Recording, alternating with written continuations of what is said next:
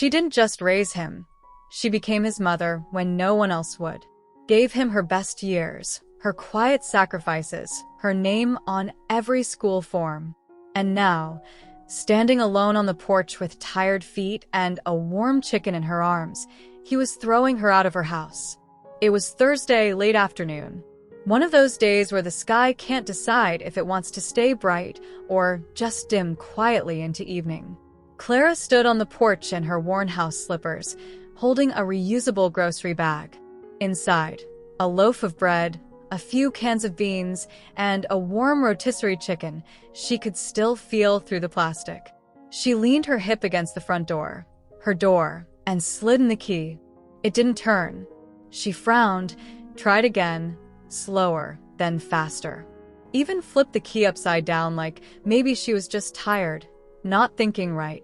Still nothing. That's when she realized it wasn't her key that was wrong.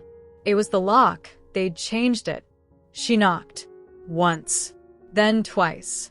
Then harder, her fist meeting the wood with the quiet panic of someone trying not to believe what's already happening. She still had the grocery bag in her hand. Still wore the soft blue cardigan she always did on grocery days, the one that smelled faintly of lavender. Still standing on the same porch she had for the last 22 years. Then the door opened. Just a crack. Jared's girlfriend, Sasha, peeked out. Her eyebrows lifted like she was surprised to see anyone, like Clara had walked into the wrong house. Oh. Hey, you weren't supposed to be back until later. Clara blinked, confused. Why can't I open the door? Sasha glanced over her shoulder, then stepped outside, pulling the door shut behind her like she was trying to hide something. I think Jared was going to talk to you about that. Talk to me about what? You don't live here anymore. The words hit harder than a slap. Clara held onto the grocery bag, her hands frozen, her chest suddenly tight. What did you just say? Sasha gave her a small, awkward smile, the kind people wear when they know they're doing something wrong but don't want to admit it. Look, it's just paperwork stuff. Nothing personal. Jared said you agreed to transfer the deed. I did what? He said you signed everything a few weeks ago. You remember those papers at the kitchen table. Clara stood there, heart sinking as the puzzle finally came together. The paperwork, the vague explanations, the way Jared had waved her off, saying it was just routine, just in case anything ever happened. He made it sound like protection, like love, but it was a trick. And she had believed him, believed her own son. Her fingers began to tremble. Sasha didn't wait around. She mumbled something about calling Jared and slipped inside, shutting the door with a soft click that sounded louder than a slam. The lock turned. Clara stayed there 1 minute, then 5. Nobody came back. Nobody opened that door. She didn't knock again. Instead, she walked slowly down the steps, the warm rotisserie chicken still tucked under her arm like something precious. She didn't know where she was headed, but she knew one thing. She wasn't welcome there anymore. But this wasn't just about a house. Jared hadn't just taken a roof. He took trust. He took love. And in that moment, something old and strong inside Clara began to rise. Because long before her son was old enough to betray her, Clara had already lived 1,000 lives. Back in '96, she worked nights at Hopewell General in Augusta. A quiet, steady nurse who'd learned to carry heartbreak with grace. 2 miscarriages and 1 failed IVF round had left her with invisible scars. She had made peace with never becoming a mother. Until one night, a child arrived. Jared, 2 years old. Tiny, pale, scared. A broken wrist, a dirty shirt, and a caseworker who didn't even stay past intake. He didn't cry, just clung to Clara's sleeve like he'd already figured out the world was no place for him. She hadn't planned to adopt. But sometimes, God doesn't ask. He places a child in your arms and sees what you'll do. Clara didn't walk away. Within weeks, she was feeding him, dressing him, soothing his nightmares. In months, she filed the papers. By year's end, he had her last name. People said she was crazy. A single black woman taking in a white toddler with a temper and no past? You trying to fix the whole world, they'd ask. She'd smile gently. No, just one boy. She gave him everything. Race car sheets, packed lunches with notes, swimming lessons, piano classes, Saturday trips to the zoo. Everything he never had. Everything she never had. And now? Now he had everything, and she had the sidewalk. But Clara wasn't done. Not yet. He had asthma, so she found the best doctor in town and sat through every appointment like it was her own. When he struggled with reading, she didn't scold. She found a tutor who turned books into games. She even taught him how to braid hair using his superhero toys.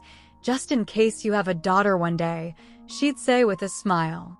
He wrote thank you notes after every Christmas, every birthday, because she raised him to be grateful.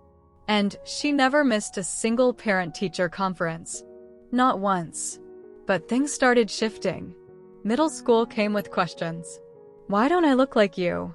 Why do people stare when we're out? Why does everyone ask if I'm adopted?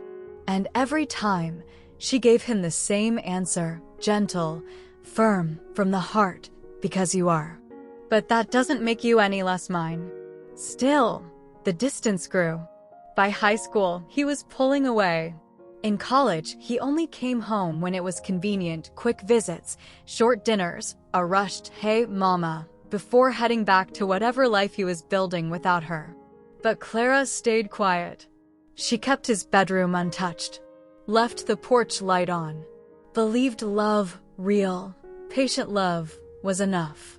Then her husband died, and Jared started showing up again. At first, it felt like grace. He helped around the house, fixed gutters, cut the lawn, reminded her to take her meds. Sometimes Sasha came too. They'd sit out front, eating cornbread and watching game shows. It felt like healing, like maybe the distance was behind them. But she didn't see the truth. He wasn't coming home to reconnect. He was there to calculate, to look around, to make plans. And by the time she realized what was happening, her name was off the paperwork, and the house she'd poured her soul into had been taken from beneath her feet. Traded for convenience, for control. But Clara? She remembered everything. Every choice, every sacrifice, every quiet act of love. That night, she didn't cry. She pulled her car up 2 blocks away from what used to be her home, parked under a flickering street lamp near a row of worn-down duplexes with cracked paint and old lawn chairs. She sat still. Hands gripped the wheel. The engine off. Her world shifting. But her heart? Still steady. And Clara wasn't done. The rotisserie chicken lay cold on the seat beside her, the skin now dull, the grease bleeding through the plastic like a quiet insult. Clara didn't move. She just stared through the windshield, not really seeing anything. Grief doesn't always come from death. Sometimes it comes from truth, the kind that rips open the person you thought someone was. When Henry died 3 years ago, taken by a blood clot that should have been caught, Clara thought she'd hit the bottom. He wasn't a man of many words, but the ones he spoke carried weight. They met in church, fell in love over catfish dinners and shared scriptures, and built 29 years on the bones of faith and mercy. Losing him cracked her. But this betrayal by her son? It burned deeper, colder. The next morning, Clara walked into the bank. She didn't expect anything, just routine. But what she saw made her almost laugh. The numbers hadn't moved, because Jared hadn't touched that money. He didn't even know it existed. After Henry passed, the hospital brushed it off, claimed natural complications. But Clara had worn scrubs for too many years to buy that. She pushed back, filed paperwork, pulled in favors. And 2 years later, against all odds, she won a malpractice case nobody thought she could. $9.5 million. She told no one. Not even Jared. She moved it quietly, used her maiden name, broke it into separate trusts, spread across a web of banks. It wasn't fear. It was wisdom. Clara had seen what money could do to people. Sometimes the safest things are the ones kept silent. That day in the bank, ankles swollen and heart cracked open, she realized something important. Jared didn't just lie to her. He counted her out. But Clara wasn't done. She had no house now, but she still had power. She had time. She had something Jared never learned to respect, her mind. She paid for a motel room in Florence. Cash. 2 nights. No trace. She needed time to think. To breathe. To remember who she was before the titles, before the heartbreak. She pulled out an old, worn notebook from her bag. Pages full of scribbled prayers, long-forgotten phone numbers, and one line she'd underlined in blue ink a year ago. Call Bernice in Montgomery. And this time, she would. Tucked near the back of her notebook was a faded line she'd written on the day the settlement hit her account. Let money make you quiet, not flashy. Let it buy you room to breathe. She read it again, slower this time, and smiled to herself. Jared thought he locked her out, but he'd actually unchained her. What he saw as victory was really her release. But freedom? It doesn't always come dressed in ease. It usually walks in barefoot, through the fire. And Clara still had some burning left to do. The first time he brought her the papers, it was a Sunday.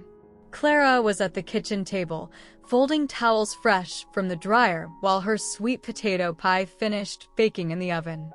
Her joints were acting up, old knees predicting the rain. Still, she kept her smile. Jared had shown up unannounced. She didn't like drop-ins, but a part of her hoped it meant he missed her. He walked in dressed too sharp for a casual visit, shirt too tight, too tailored, like he was trying to look richer than he was. Sasha trailed behind him, glued to her phone, barely offered a glance. "Hey, Mama," Jared said, giving her a quick, sideways hug. "We brought some papers. Nothing major, just helping clean up some house stuff, tax stuff, back-end things." Clara raised an eyebrow. "What kind of papers?" Jared pulled out a folder, like it was a magic trick. He laid out documents she didn't recognize, trust forms, deed transfers, power of attorney. "Totally routine," he said. "Sasha's firm handles this kind of thing all the time." Sasha chimed in without lifting her eyes. "It's just protection, Miss Carter. Keeps your assets safe. Avoids probate." Clara's fingers paused mid-fold on the towel. Her voice stayed low. "I never asked to avoid anything." Jared let out a light laugh. "Exactly. That's why we're doing it for you. If, God forbid, something happened, it'd be chaos sorting out the house with your name on everything. This just keeps it in the family." Clara looked down at the page. The words blurred. She hadn't worn her glasses.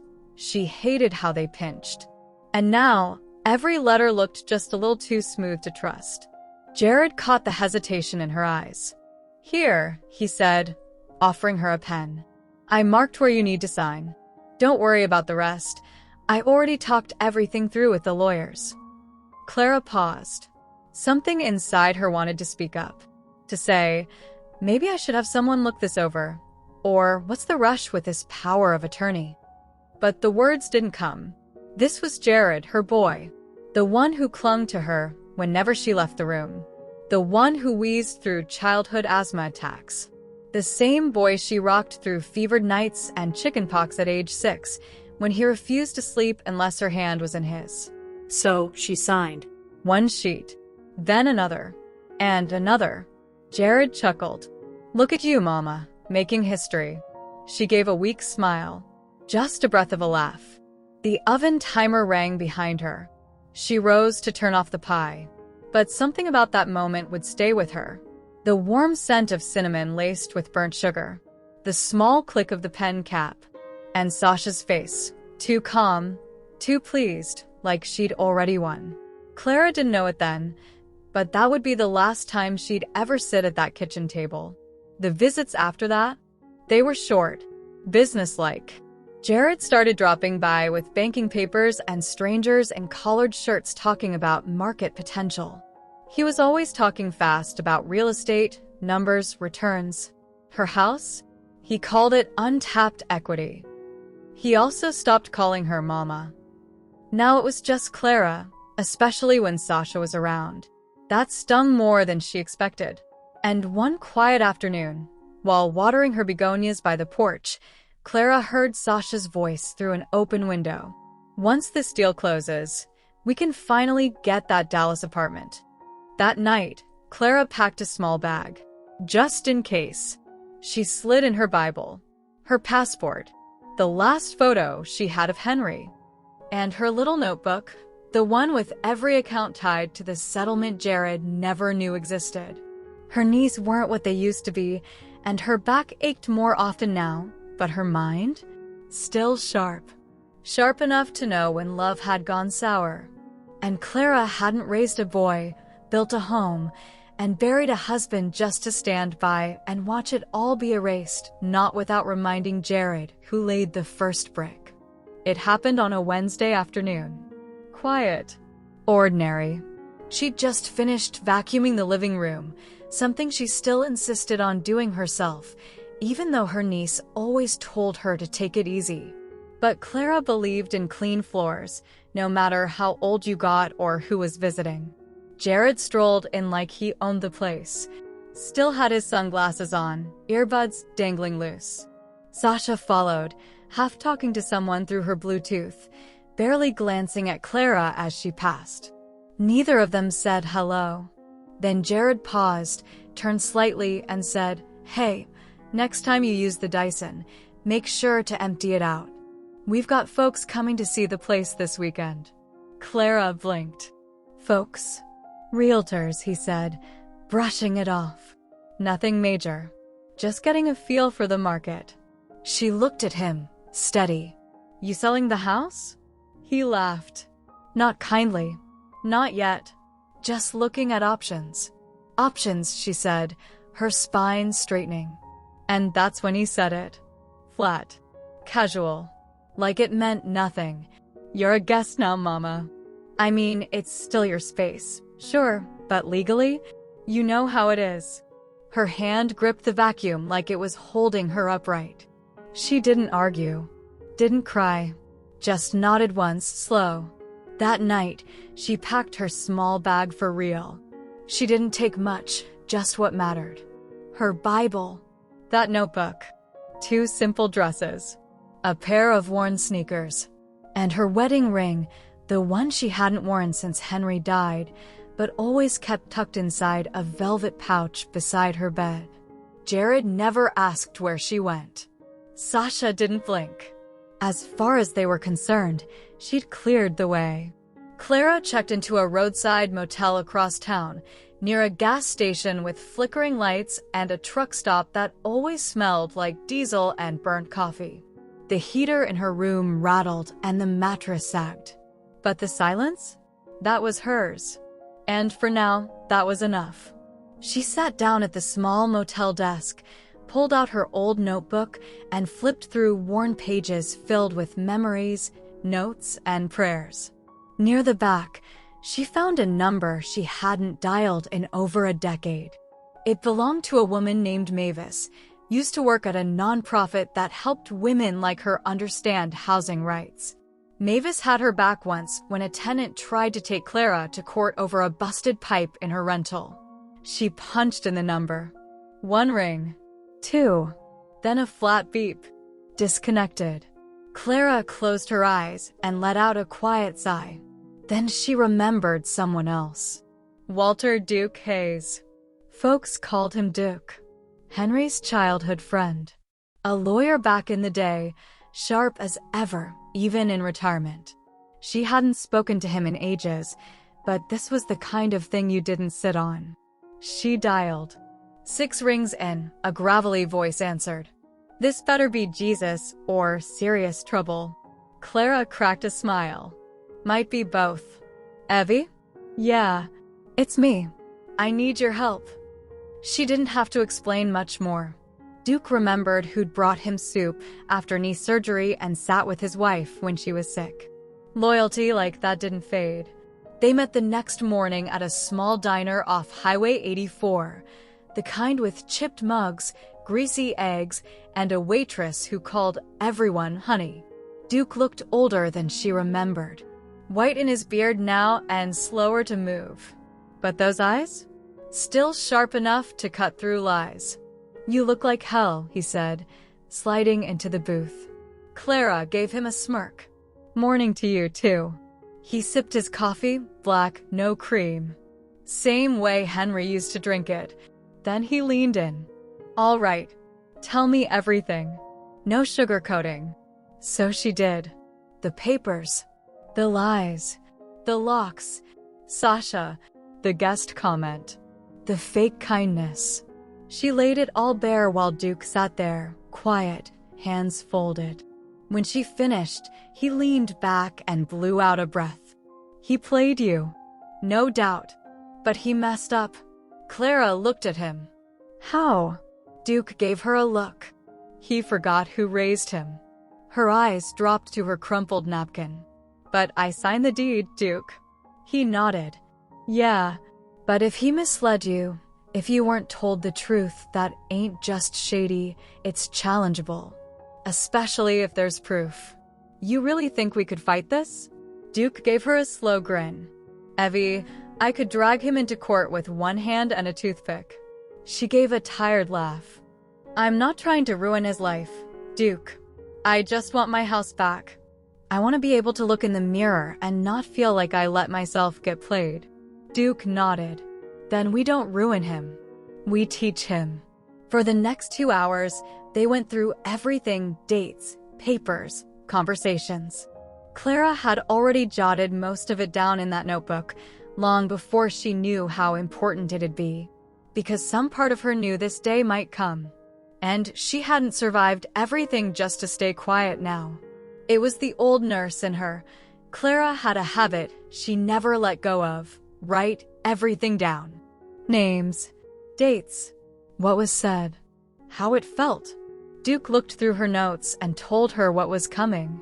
The kind of lawyer he'd bring in, how they'd challenge the deed transfer, what steps to take if it turned into a legal battle.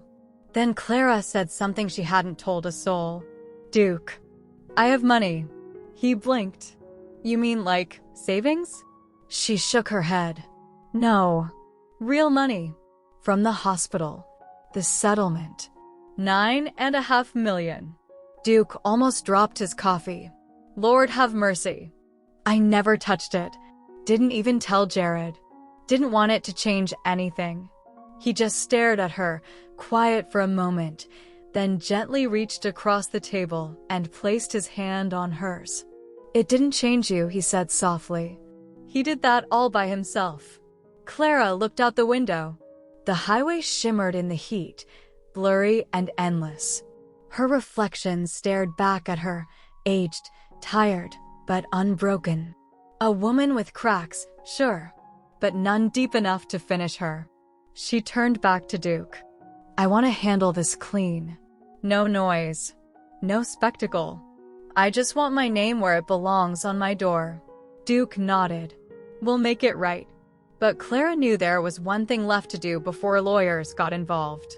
One final moment to reach out not to the man Jared became, but to the little boy she raised.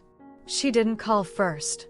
If she did, he'd dodge or hide behind Sasha. So she just drove over. It was late in the day. The sun hung low. The yard looked staged, hedges trimmed just enough to say someone lived there, but not enough to feel like someone cared. Her flowers gone. She knocked once. Jared opened the door in gym shorts and a branded hoodie, shaking a protein drink like he was in a commercial. The moment he saw her, his face changed. Ma, Clara, why are you here? She stepped forward, close enough that only the screen door stood between them. I won't keep you. I just have something to say. He looked over his shoulder, probably checking if Sasha was home, then sighed and stepped outside. Look, if this is about the house. She lifted her hand. Let me speak. He went quiet. I raised you when no one else would. Not for recognition, not for thanks, but because I saw a little boy who needed love. And I gave it. All of it. His eyes shifted, but he didn't respond. I gave up sleep, time, vacations, even parts of myself because I believed in you. And I never made you feel like you didn't belong. She paused. Her throat clenched. And this is how you say thank you? A locked door and a legal trick? He rubbed the back of his neck. You signed, Ma. I didn't force you. She cut him off, voice low and firm. Don't call me Ma if you don't mean it. Silence fell between them, heavy and deserved. She lifted her chin and leveled her voice. I'm not here for a fight. Just to let you know, I see what you did. And I think you should know something too. She paused. I was never broke, Jared. Not even close. I've had enough saved to buy this house 10 times over. His face twisted. First confused, then rattled, and finally ashamed. I didn't know, he muttered. You weren't supposed to, she said quietly. Because love doesn't come with receipts. And loyalty? You can't price tag that. He opened his mouth, but nothing came out. I've already got legal counsel, she added. And this will go through the proper channels. I just wanted to stand here, in front of you, and say it to your face. One last time. His hand dropped to his side. So you're taking me to court? No, she said. I'm showing you what it really costs to call a place home. Then she turned and walked to her car. No raised voice. No pleading. Just a quiet strength from a woman who had finally remembered who she was. And for people like Clara, it's never the lawsuit that shakes the ground. It's the comeback. 3 months later, the house stood empty. No Sasha, no Jared, no memories that still fit. The new owner, a retired schoolteacher from Montgomery, told Duke that the house felt heavy, like it had survived something. And she was right. Duke had moved quickly. The court approved the fraud petition faster than anyone expected. The judge barely asked questions. One glance at the documents and Clara's statement, and it was clear. She had been misled, manipulated, but not broken. Jared never showed up to court. He'd already skipped town. Sasha packed her bags and went back to Dallas alone. Clara didn't smile when she found out. She didn't gloat. She just let out a breath so deep, it felt like her bones had been holding it in for years. And finally they let go. She never moved back into that house. It was hers again, but too much had happened inside those walls. Too many lies baked into Sunday dinners. Too much silence that now felt like foreshadowing. So instead, she chose something new. She took her untouched settlement, the full amount, and did the most unexpected thing. She bought 3 small homes in Pascagoula, Georgia. Nothing fancy, nothing loud, just enough to shelter women like her. Women forgotten by the same family they once gave everything to. She called it Henry's Haven, named after her late husband. Said it was exactly the kind of mission he would have taken on had life given him more years. The first woman to move in was Louise, 74. Her grandson threw her out when she couldn't babysit full-time. Next came May, whose daughter sold her house while she was recovering from hip surgery. Clara cooked Sunday meals for them all. Some days they watched TV.